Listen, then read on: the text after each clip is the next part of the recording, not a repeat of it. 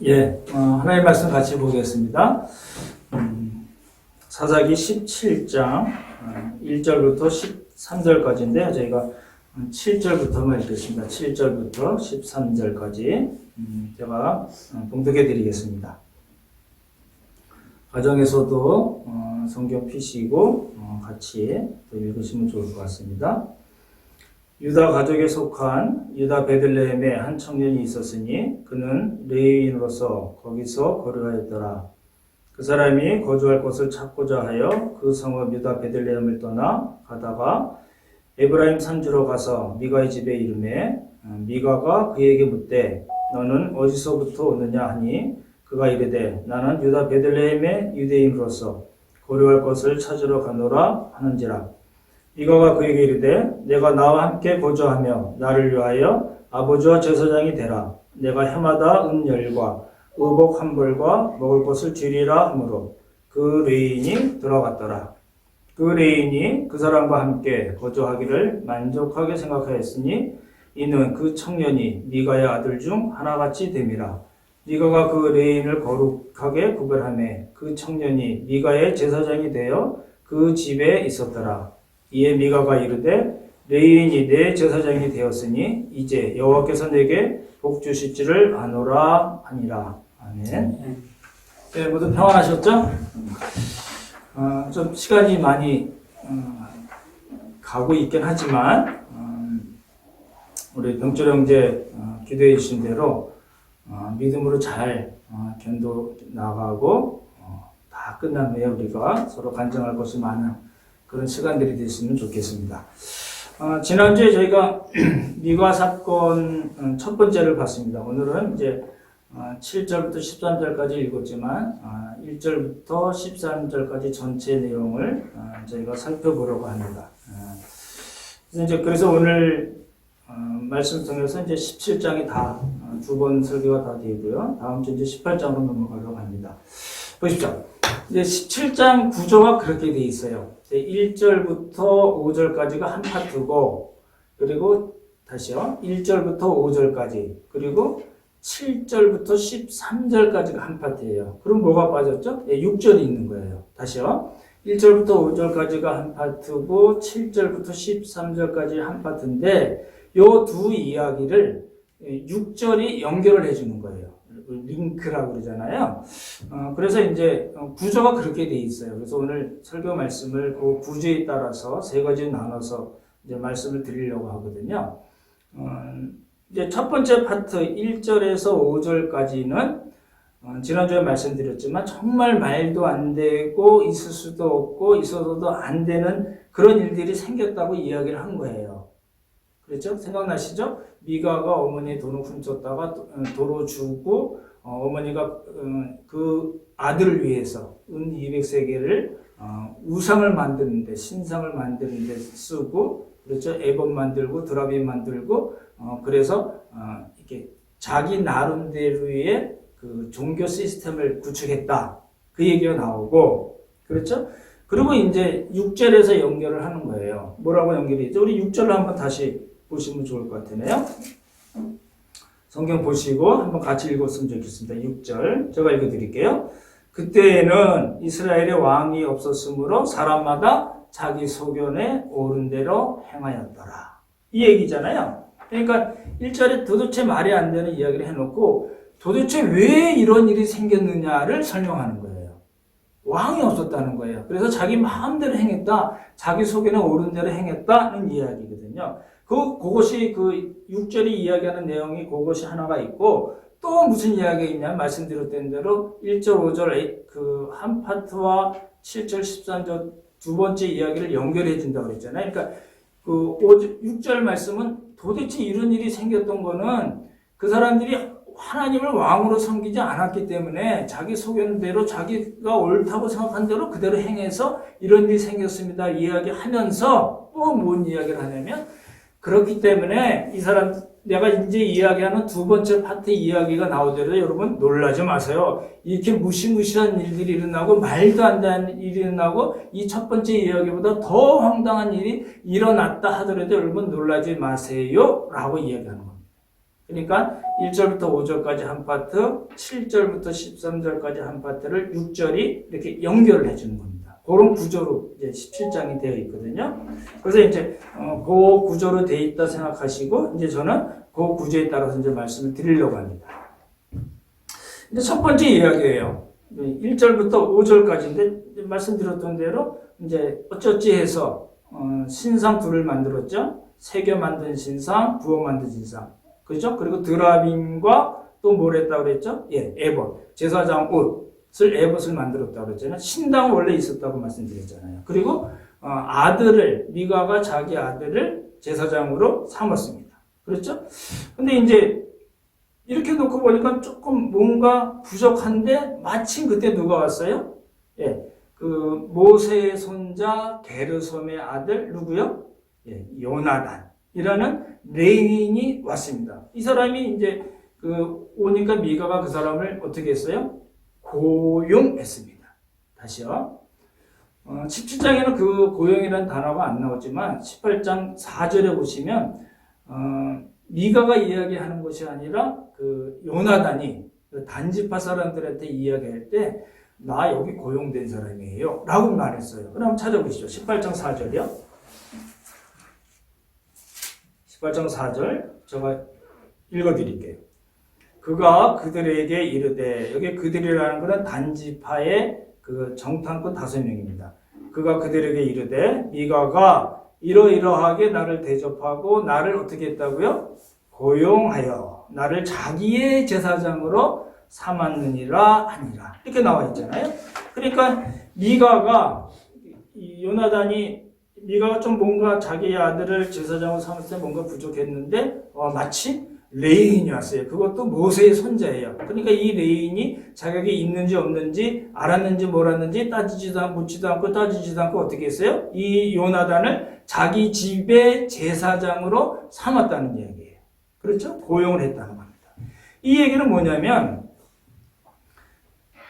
다 있는 거예요. 신당도 있고 신상 둘이 있고 드라빔도 있고 에봇도 있고 그 에봇을 멋있게 입고 제사 의식을 지낼 그런 제사장까지 이제 마련했으니까 나름대로 완벽한 종교 시스템을 갖췄다고 생각한 거예요. 그렇죠? 그렇게 생각하고 하나님이 나 복 주실 거야 라고까지 이야기했잖아요. 7장 13절에 그 말씀이 나오잖아요. 근데 실제로는 이거는 율법하고는 아무 관계도 없는 지극히 사적인 제사 시스템이에요. 그렇죠? 하나님과 아무런 관계가 없는 사적인 제사 시스템을 만들어 놓은 거예요. 그렇잖아요? 그러고는 이제 다 만들어 놓고는 하나님이 우리를 복 주실 거야 라고 생각한 거예요. 확신했어요. 믿어 의심치 않았어요. 그렇죠? 근데 이제 요소들을 잘 보시면 어떤 거냐면은 이 미가가 갖춘 종교 시스템이라는 거는 신당이 있었잖아요. 신당이 있었고 신상 둘이 있었고 드라빔이 있어요. 다시요. 신당이 있었고 신상 2개가 있었고 드라빔이 있었다는 거는 요거는 무슨 요소냐면 가나안 종교의 요소예요. 그렇죠? 이 가나안 종교의 요소가 하나 갖춰져 있고 그리고 말씀드렸던 에봇과 짝퉁이긴 하지만 제사장, 아들을 제사장 삼았다가 요나단, 자격이 없는 아론의 후손의 자손이 아닌 일반 레위인을 제사장으로 삼았다는 거죠. 이거는 여호와 종교의 요소예요. 다시요. 그러니까 미가가 지금 무슨 짓을 한 거냐면 가나안 종교의 요소와 여호와 종교라고 그러거든요. 여호와 종교의 요소를 짬뽕을 시킨 거예요. 그리고 뭐라고 얘기했어요? 이제 하나님이 나를 복 주실 거야 라고 이야기한 겁니다. 그렇죠? 여호와 종교의 요소에는 뭐가 있어야 되냐면 성막이 있어야 돼요. 성막이 있었나요? 없었어요. 그냥 자기가 만든 신당이에요. 법궤가 있었어야 돼요? 법궤가 있었나요? 없었어요. 그렇죠? 대제사장이 있었나요? 없었어요. 진짜 제사장이 있었나요? 없었어요. 그래서 미가가 구축한 거는 지극히 사적인 제사 시스템을 만들었다고 말씀드린 겁니다. 그 지극히 사적인 제사 시스템은 2가지 요소죠. 가나안 종교의 요소와 여호와 종교의 요소. 그거를 어떻게 했어요? 짬뽕을 했다는 겁니다. 퀴즈 하나 낼게요. 말씀을 드렸는데 이 미가가 자기 생각에 이렇게 완벽한 종교 시스템, 완벽한 제사 시스템을 다 갖춰 놨다고 생각하고 누가 자기에게 복을 줄 것이라고 얘기했다고요? 퀴즈. 새겨 만든 신상. 두 번째, 부어 만든 신상. 드라비. 가정수호신이라고 말씀드렸죠? 요나단이라는 제사장. 그리고 하나님. 누굴까요? 몇 번이에요? 5번입니다. 7장 13절에 여호와께서 내게 복을 주실 것이다 라고 확신했어요. 그냥 한 이야기 아니고 확신했어요. 근데 잘 생각해 보시면 이 미가와 미가의 가정 어머니나 뭐 미가의 아들이나 아들들이 나오잖아요. 이 사람들은 나중에 이제 동네 사람들도 다 이제 이 미가의 집에 그 종교 시스템에 다 들어오거든요. 일종의 이제 그런 거죠. 개척교회를 했는데 부흥한 거예요. 그 성읍의 모든 사람이 다 그 미가를 중심으로, 그 미가가 만든 종교 시스템을 중심으로 신앙생활을 한 거예요. 이제 부흥한 겁니다. 그렇죠? 그러니까 이 사람과 동네 사람들이 누가 자기들에게 복을 준다고 얘기했냐면, 잘 보십시오. 아까 말씀드렸던 가나안 요소와 여호와 종교 요소가 있잖아요. 우상이나 자기들이 새겨 만들었거나 부어 만든 그 우상이나 짝퉁 제사장이 복을 준다고 생각하지 않았어요. 일반 가나안 종교하고 그래서 다른 점이 있는 거예요. 그렇죠?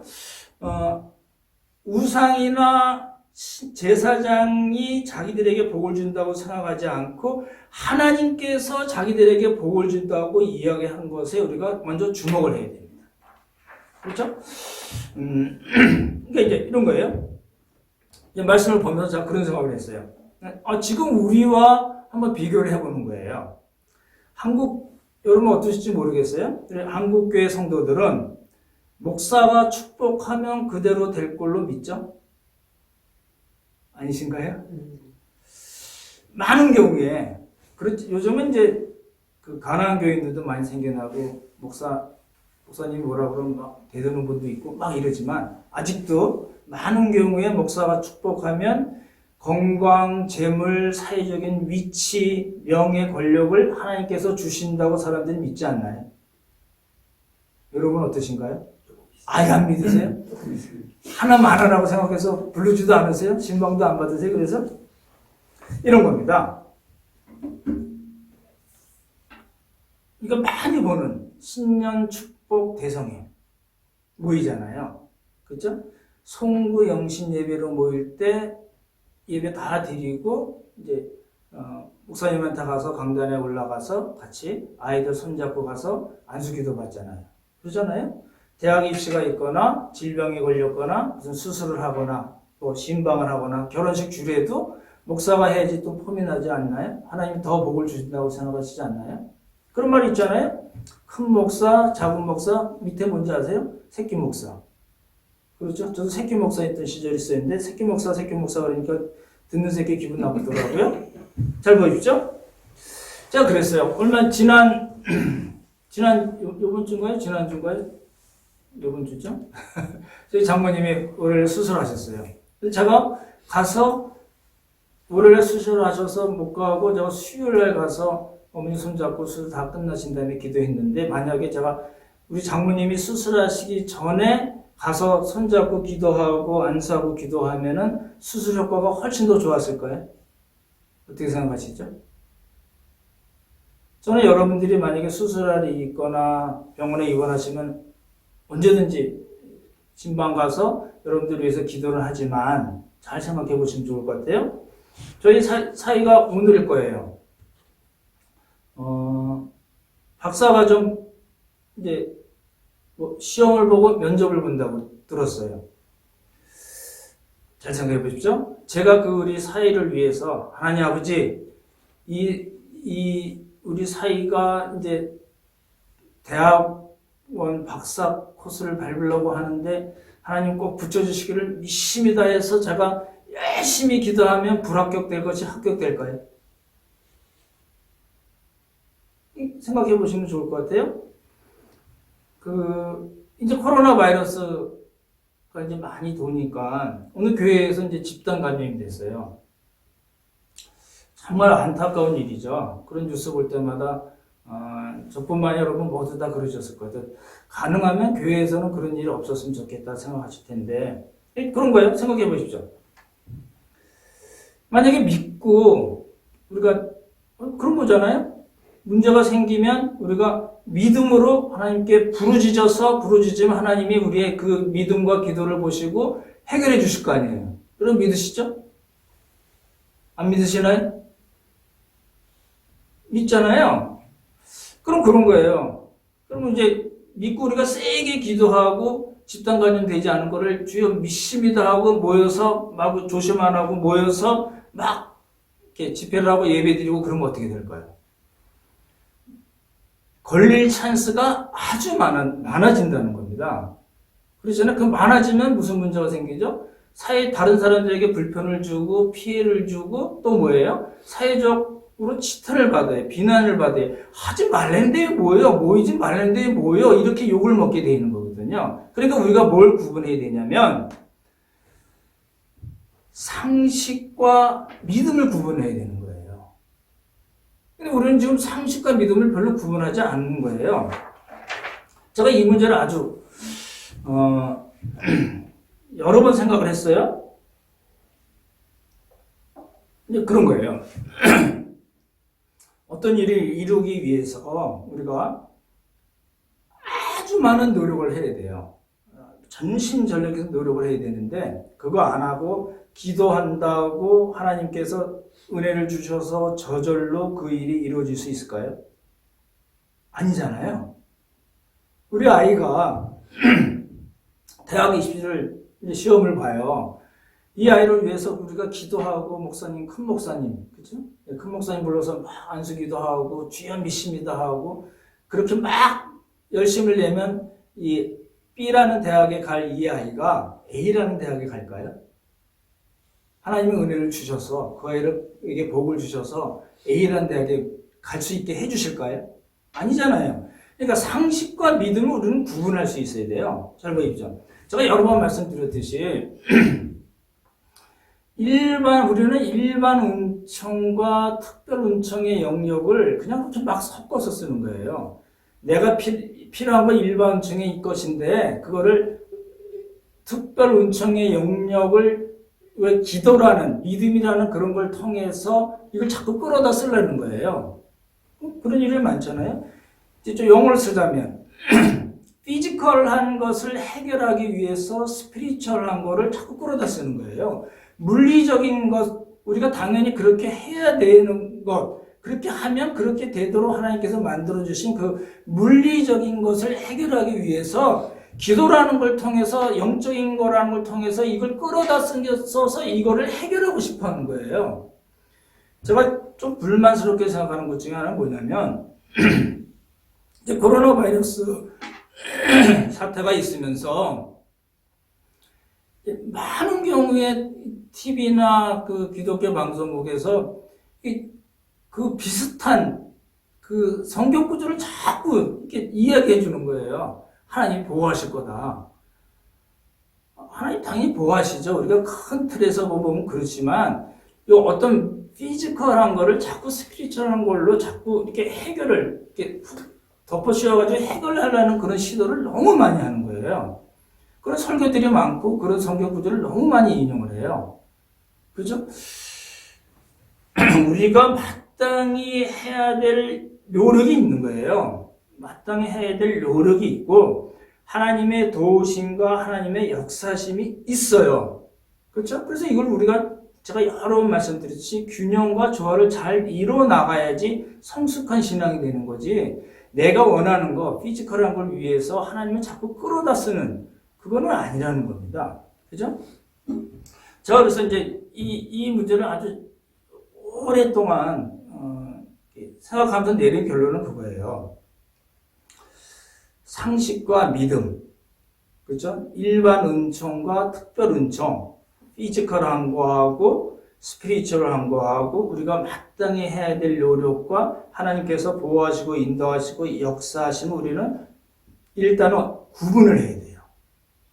그렇죠? 일단은 구분을 하되 두 가지 영역이 다 하나님의 선물인지를 알아야 돼요. 그렇잖아요? 그래서 어떤 일이 생겼을 때 그 두 가지 일을 우리가 잘 구분해서 하나님께 아뢰 건 아뢰고 우리가 해야 될 것은 해야 되는 거예요. 그리고 감사의 삶을 사는 거죠. 이제 쉽게 예를 들면 그런 거예요. 어떤 아이가 공부를 너무 잘해요. 잘해서 명문대를 갔어요. 그럼 그 아이가 어떻게 생각하냐면 이건 상식의 영역이라고만 생각해서 이 믿음의 영역, 특별 은총의 영역, 하나님께서 주관하신 역사하심을 아예 싹 제해버리고 이건 내가 잘해서 된 거야. 나 이거 잘해서 된 그 결과로 내가 잘 먹고 잘 살고 내가 그러면 되지. 그게 하나님이랑 무슨 관계 있어? 이러면 뭐예요? 싸가지가 없는 거예요. 믿음이 없는 거예요. 하나님의 역사심이 뭔지 모르고 하나님의 은혜가 뭔지 모르는 싸가지 없는 짓이에요. 싸가지 없는 생각이라는 거예요. 근데 이 아이가 그렇게 생각하지 않고 내가 열심히 일해서 노력해서 그 일을 이뤘지만 이거는 하나님께서 나에게 허락하신 것이고 하나님의 은혜고 이 일을 통해서 하나님께서 나를 어떻게 사용하시고 싶은 것이 있으시구나 라는 생각을 갖고 하나님 사랑, 이웃 사랑의 삶을 살면 이 두 가지가 일반 은총과 특별 은총의 영역을 잘 균형을 잡고 조화를 시킨 거라는 거예요. 여러분 잘 생각해 보시면 좋을 것 같아요. 그래서 이제 이렇게 얘기하는 거예요. 이 미가 얘기로 다시 돌아가자면 미가는 자기가 다 가나안 종교, 여호와의 종교 요소를 다 만들어 놓고 하나님 나에게 복 주실 거라 이렇게 생각한 거잖아요. 근데 이제 우리 한국교회 교인들은 어떤 생각을 많이 하게 되냐면 이 목회자에게 조금 말씀드렸듯이 이 목회자에게 목사에게 어떤 주술적인 힘이 있지 않나? 우리랑은 좀 평신도 안 좋은 말이지만 우리랑은 좀 다른 뭔가가 있지 않을까? 라고 생각하는 거예요. 그래서 일반 성도들보다 더 훨씬 영빨이 세서 하나님의 보물 창고를 자기 목사 마음대로 이렇게 열고 그래서 사람들이 원하는 걸 마음대로 끄집어내서 줄 수 있는 권한이 있지 않을까? 혹시 그렇게 생각할 수가 있는 거예요. 아닙니다. 목사장을 얼마나 신입이죠? 예, 많이 안 했지만 제가 단언코 얘기하건대 목사에겐 그런 권한이 없습니다. 섭하신지 모르겠지만 없습니다. 그래서 여러분이 신방 별로 초청 안 하실지 모르지만 그래도 없습니다. 그죠? 이런 거예요. 목사는 성도들을 위해서 정말 일반 은총이나 특별 은총 영역에서 잘 되기를 원해서 간절히 위해서 기도하는 것뿐이에요. 그렇잖아요?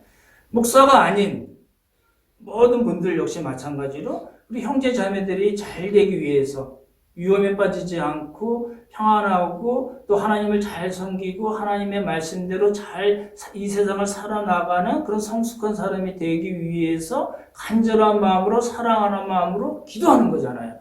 그럴 때 그 하나님께서 하나님의 뜻에 의해서 하나님께서 우리에게 긍휼을 베푸셔서 우리들에게 은혜를 입히시는 거거든요. 우리에게 은혜를 주시는 거거든요. 시스템이 그렇게 돼 있지 어떤 한 사람이 중간 역할을 해서 하나님으로부터 은혜를 받아내기 위해서 그리고 성도들에게 주기 위해서 하나님의 보물창고를 열어서 내 맘대로 원하는 듯이 성도들이 원하는 대로 끄집어서 갖다 주는 그런 시스템은 아니라는 겁니다. 그렇잖아요? 제가 이제 중국 가기 전에 이제 2번 단기 선교를 갔었는데 아마 제 기억엔 1999년인가 2000년도가 그래요.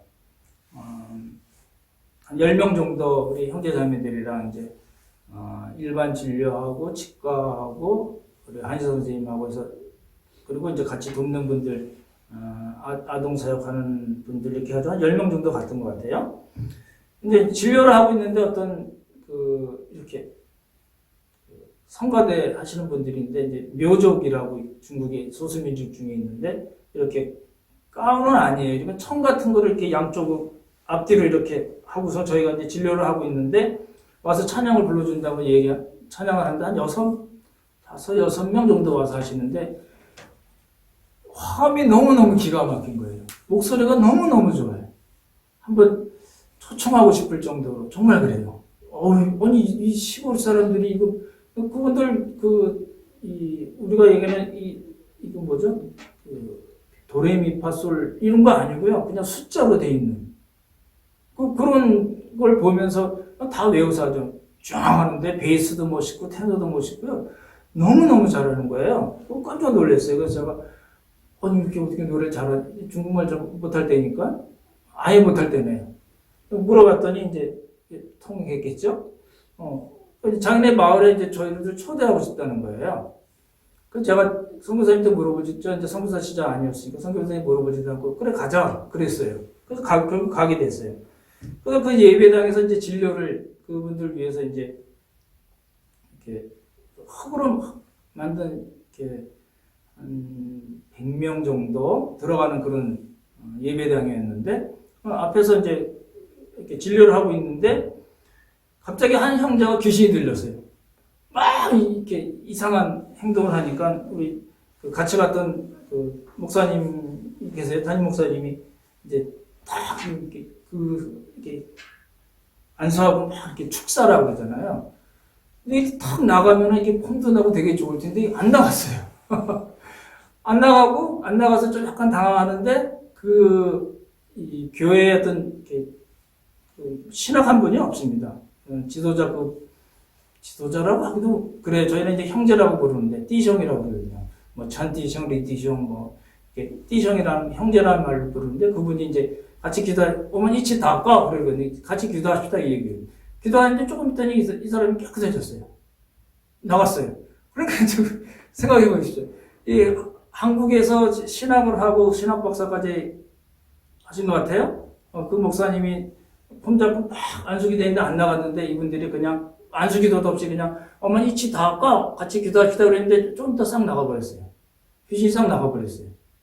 뭐에게 말씀드리려냐면 그분을 폄하하려는 게 아니라 우리는 그런 생각을 갖고 있는 거예요. 누군가 뭔가 내 하나님과 우리 사이에서 특별한 역할을 하는 신령한 성령의 기름 부음을 받은 그런 안수받은 목사님 이런 걸 생각하는 거예요.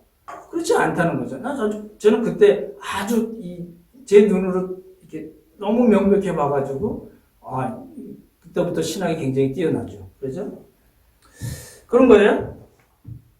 만약에 잘 보십시오. 그 말씀을 왜 드리냐면 만약에 우리가 목사만 어떤 축복권이 훨씬 더 많이 있거나 목사에게만 축복권이 있다고 생각해서 이 목사가 그대로 축복하면 하나님께서 그 기도를 들어주셔서 우리가 원하는 것을 우리에게 넘치게 주실 거라고 생각을 만약 한다면은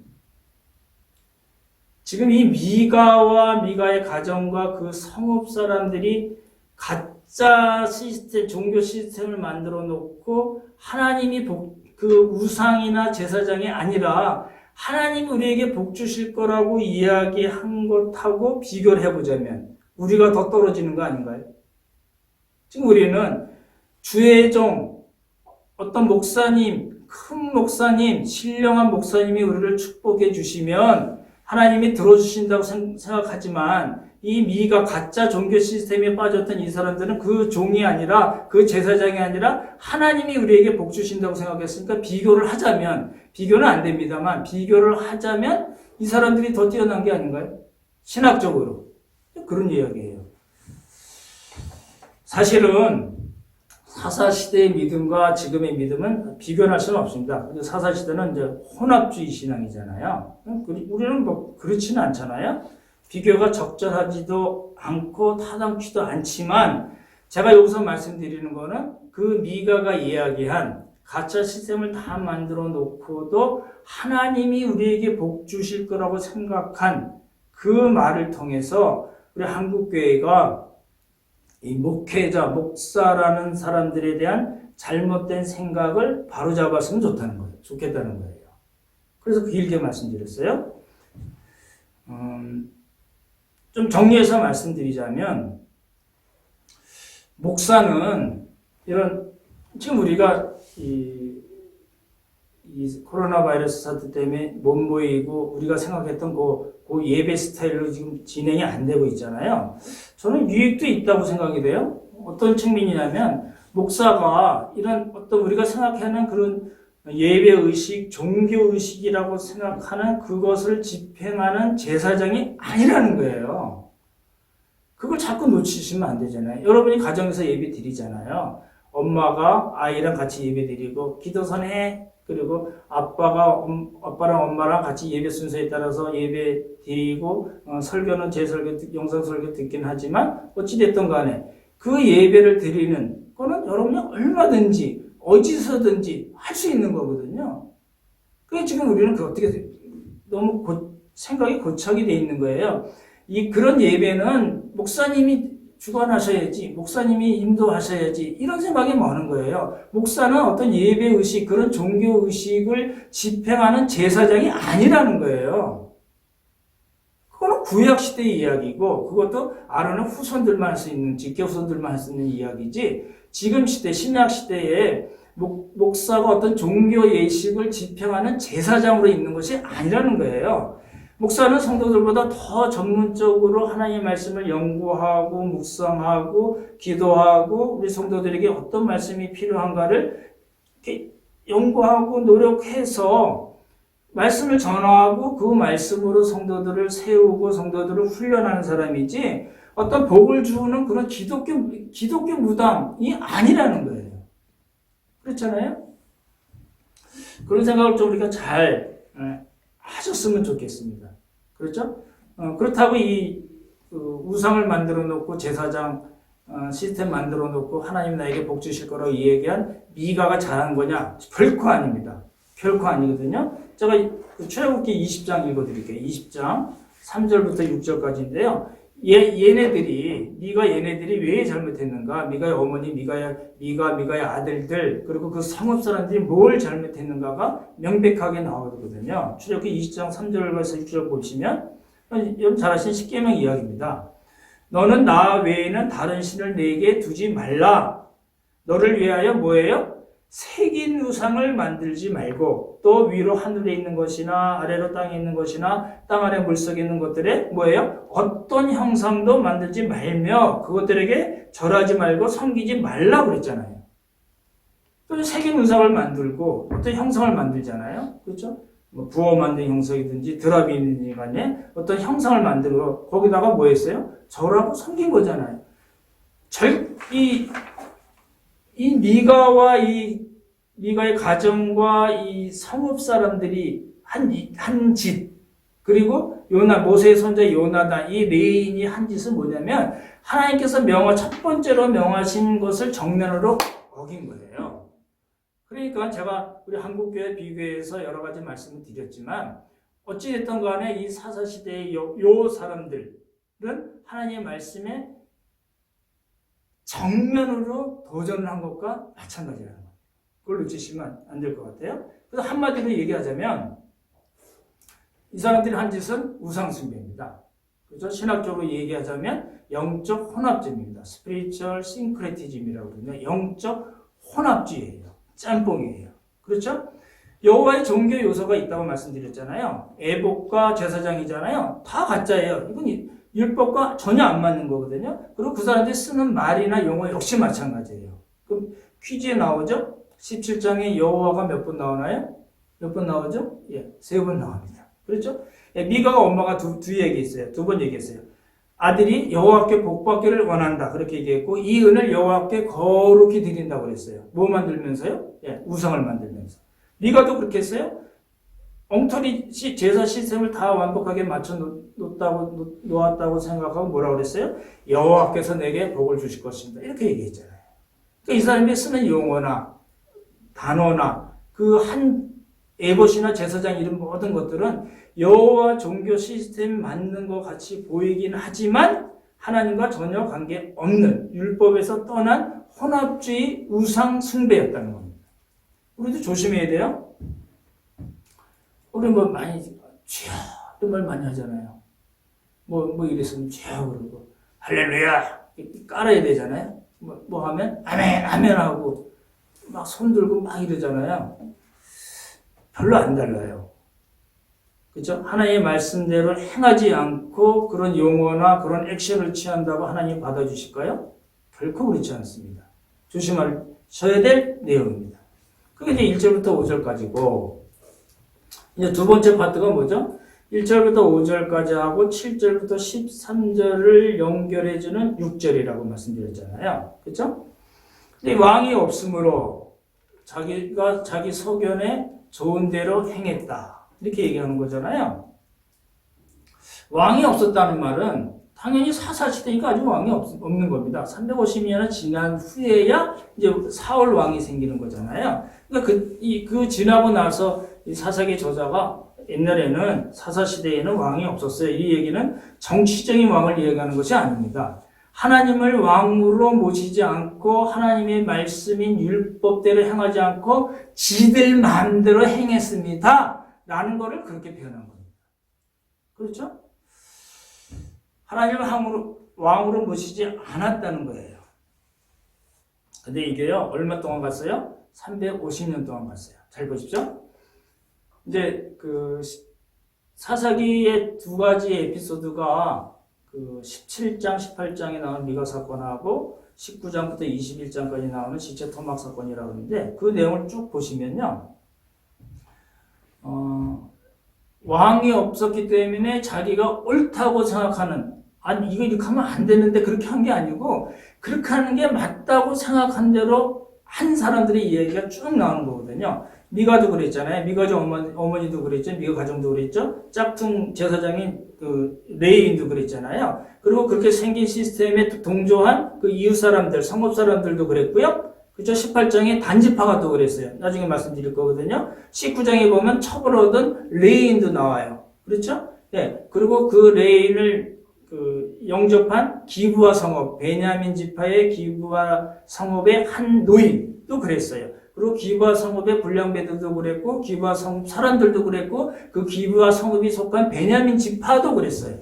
그래서 그 베냐민 지파를 징계하겠다고 나선 이스라엘 지파들이 있었어요. 40만 명이나 몰려들었거든요. 모든 이스라엘 지파도 그랬고, 그 모든 이스라엘 지파의 모든 그 장로들, 어른들도 그랬고, 심지어는 아론의 손자 엘라살의 아들 누구라고요? 비나스조차도 자기 생각에 옳은 대로 행했다는 거예요.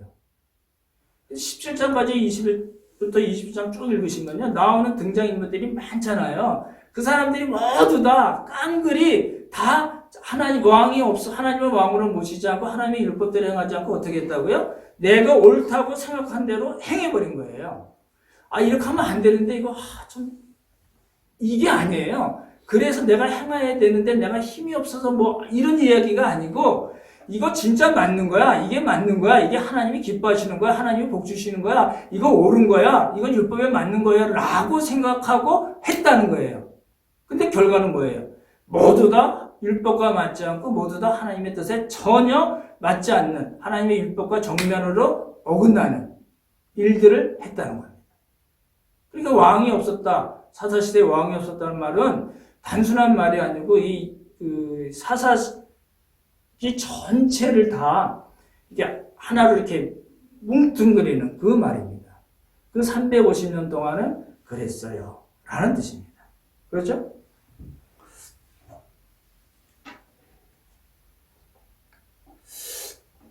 이제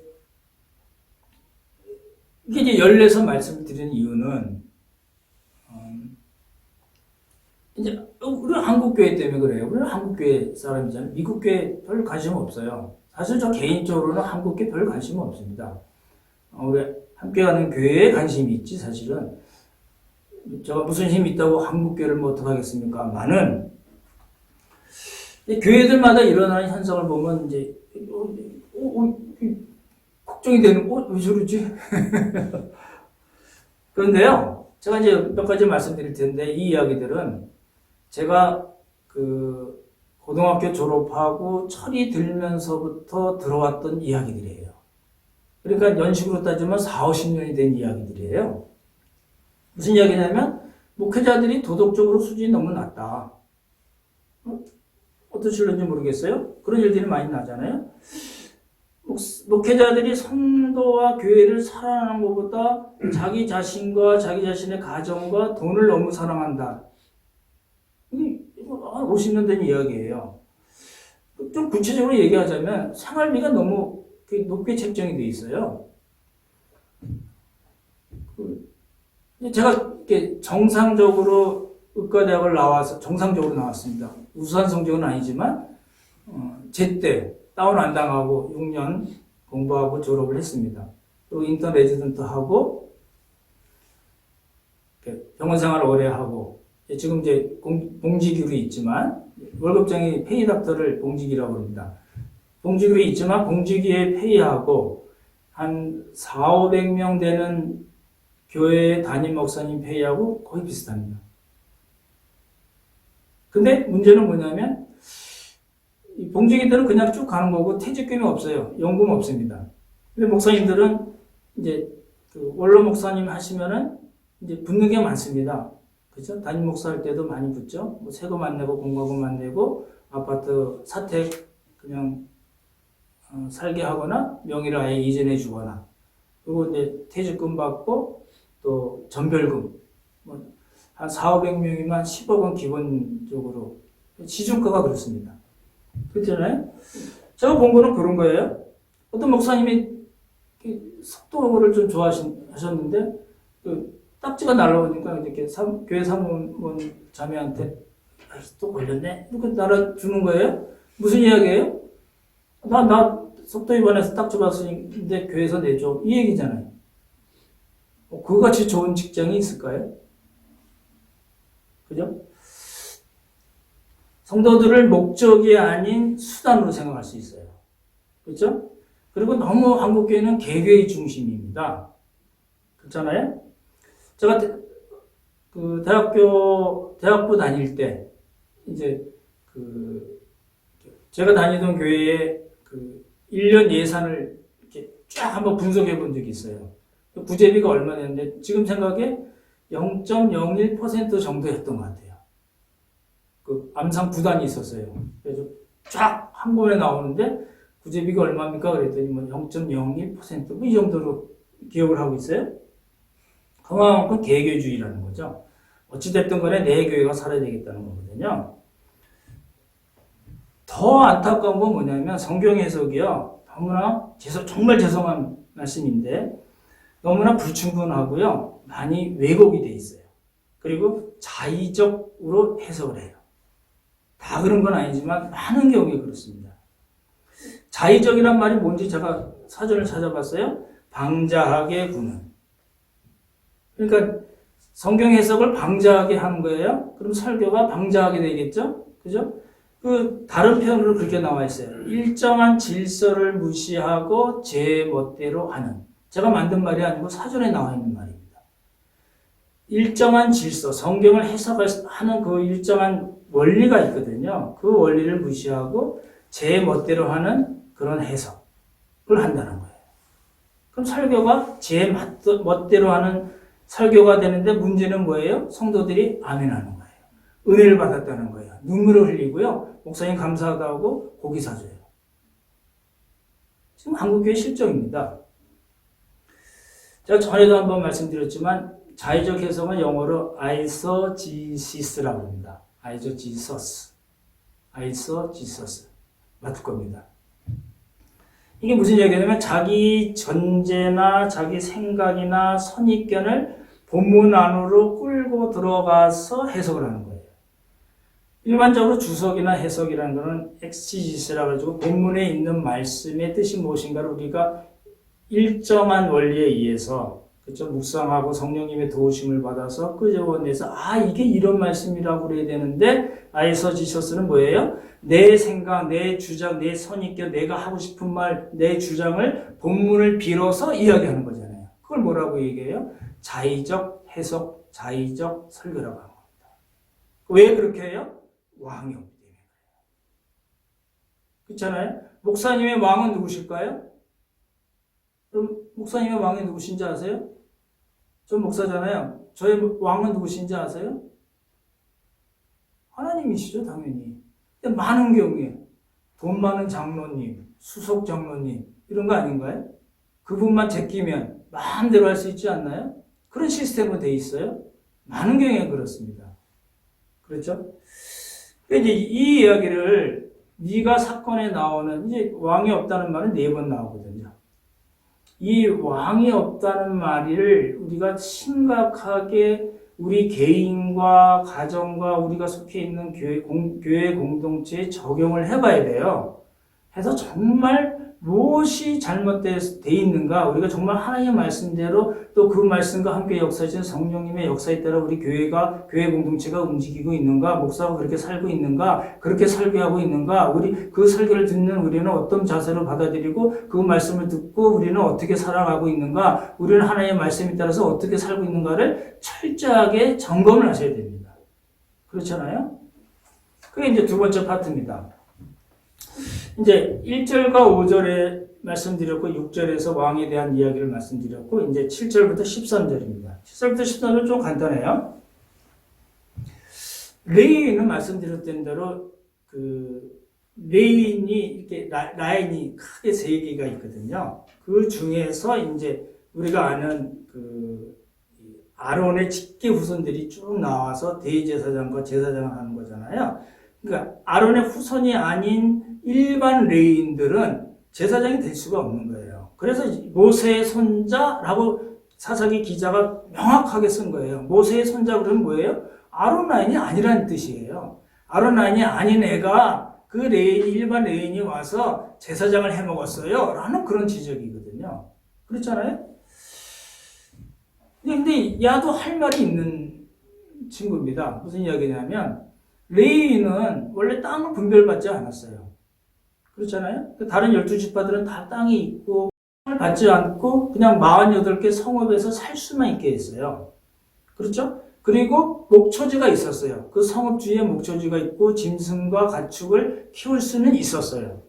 그리고 진짜 필요한 생활비는 어디서 얻냐면 그 12지파 사람들이 낸 11조에서 얻는데 이 사사시대에는 하나님께서 말씀하신 그 율법 시스템이 다 망가졌기 때문에 절기도 안 지키고 11조도 안 해요. 제사도 제대로 안 지내요. 그러니까 이 레위인들이 어떻게 해요? 먹고 살 일이 막막한 거예요. 그러니까 어떻게 해요? 떠돌아다니는 거예요.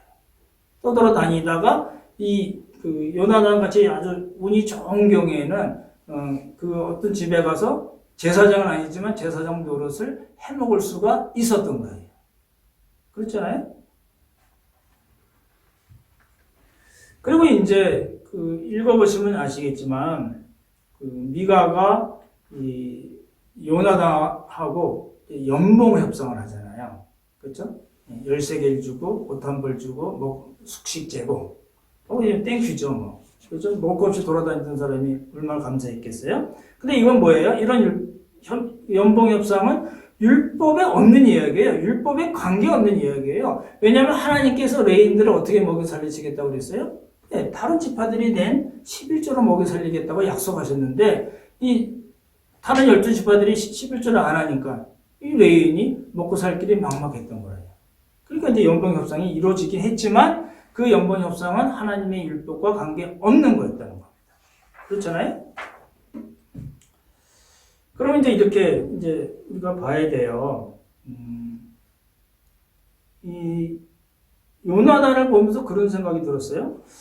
이제 그러잖아요. 목사님들이 이제 대학 졸업하고 3년 신대원 하고 1년 정도 이제 뭐 강도사 있다가 그다음에 이제 목사 안수 이렇게 받잖아요. 그럼 이제 어쩌지에다가 이제 뭐 40대 때 이제 작은 교회 청병을 받아간다든지 뭐 이러면은 뭐 열심히 하잖아요. 줄동살동 막 쥐야 그러면서 막 뭐 있는 얘기 없는 얘기 하면서 막 그랬는데 어찌됐든 교회가 커지면은 이제 이름이 알려지잖아요. 그러면 어떻게 하나요? 조금 더 큰 교회에서 이제 부르는 거예요. 그죠? 좀 더 좋은 조건으로 스카웃을 해가요. 저희가 지금 여기 영상 녹화하는 데가 이제 우리 권장로님 사무실에 이렇게 잘 꾸며진 데서 하는데요. 저는 좀 어디 불러주는데 없나 모르겠어요. 이런 거예요. 좀 더 좋은 조건으로 스카웃을 해가면 이분이 이제 그냥 바로 땡큐 이러지 않아요. 보통 일반적으로 한번 기도해 보겠습니다 이러잖아요. 그리고 기도해 보겠습니다 그러고 100이면 100 가죠. 가면서 그동안 10년 넘게 함께 울고 웃고 그분들을 위해서 하나님의 말씀을 전한다고 썼는데 딴 건 모르지만 그 조건 때문에 간다면은 이 목회자는 어떤 분일까요? 딴 건 모르지만 그 좋은 조건 때문에 그 교회를 떠난다면 다른 변수가 많죠. 뭐 여러 가지 정말 하나님께서 그렇게 원하시는 것도 있을 수 있고 정말 그 교회 가서 그 교회를 살려야 되겠다는 사명감이 있을 수 있고 여러 가지 있을 수 있지만 단지 그 좋은 조건 때문에만 간다면은 이 목회자는 어떤 사람일까요? 세 가지래요. 그걸로 얘기하자면 직장인입니다. 이게 이제 그 요나단이랑 같은 이야기입니다. 요나단은 짝퉁이긴 하지만 교회도 이제 눈치를 챘어요. 야, 이게 목사님들을 이게 그 원로 목사를 시키려면 20년이 있어야지 원로 목사가 될 수 있거든요. 그러면 딱 이제 그 70세까지라고 그러면 이제 51세부터 청빙하는 그 나이 먹은 분들만 청빙하는 분들 그런 교회들도 있어요. 되게 웃기는 거죠? 갖겠다고 하는 사람과 안 주겠다고 하는 교회가 만나는 거 아닌가요? 그게 교회의 진정한 모습인가요? 근데 이런 일들이 너무 많은 겁니다.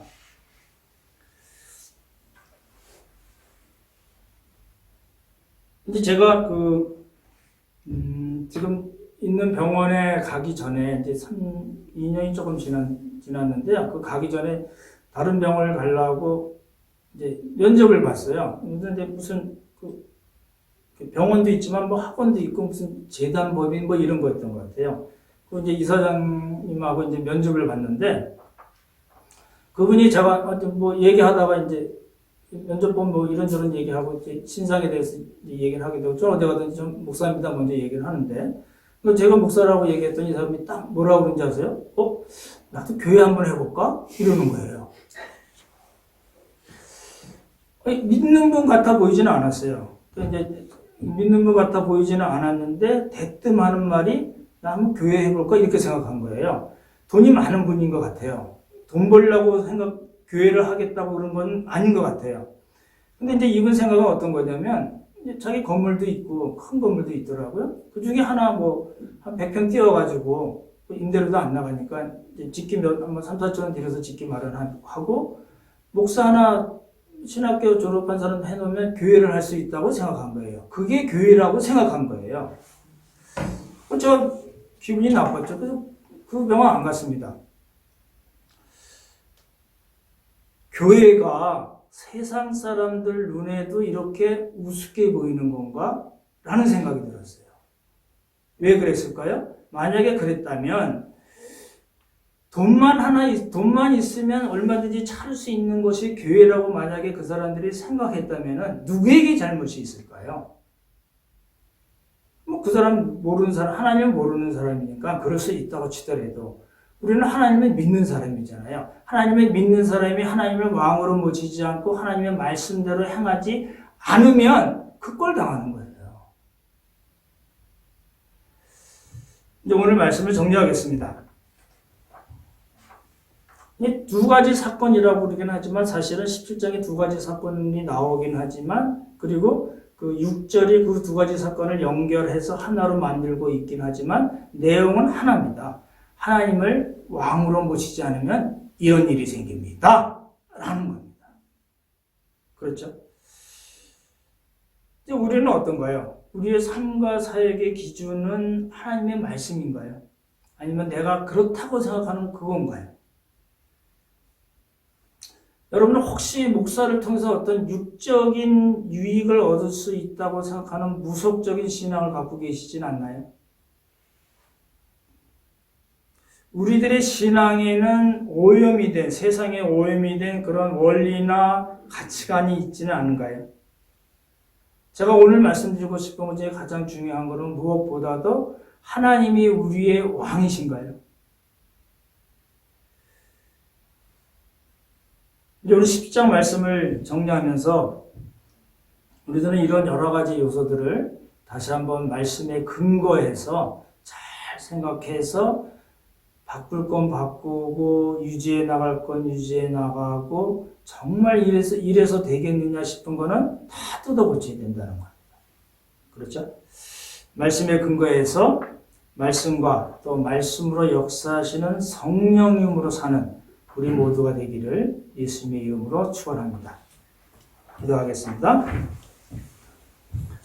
참 좋으신 하나님 아버지 은혜 감사드립니다. 오늘 이 시간 하나님의 말씀을 통해서 하나님을 왕으로 모시고 사는 삶이 어떠한 것인가 저희가 다시 살펴보고 다시 저희 자신을 돌이켜 보았습니다. 하나님 아버지 도우시고 함께 하셔서 우리가 함께 모이지 못하지만 이렇게 드리는 예배를 통해서 또 하나님의 말씀을 상고하며 또 그 상고한 말씀대로 행하고자 하는 그 노력 그리고 또 성령께서 도우심으로 아버지께서 원하시는 귀한 믿음의 삶 하나님의 말씀대로 사는 그런 삶을 우리 모두가 살 수 있도록 주님 도와주시길 간절히 바라고 원합니다. 감사드리오며 귀하신 예수님 이름 받들어 기도드렸사옵나이다. 아멘.